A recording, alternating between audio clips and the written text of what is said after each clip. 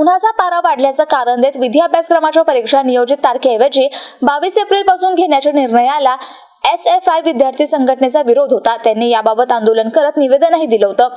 या आंदोलनाची दखल घेत डॉक्टर बाबासाहेब आंबेडकर मराठवाडा विद्यापीठाने आता विधी अभ्यासक्रमाच्या परीक्षा 6 मे पासून घेण्याचा निर्णय घेतलाय। परीक्षा आणि मूल्यमापन मंडळाच्या संचालक डॉक्टर भारती गवळी यांनी त्याचे परिपत्रक जारी केलंय।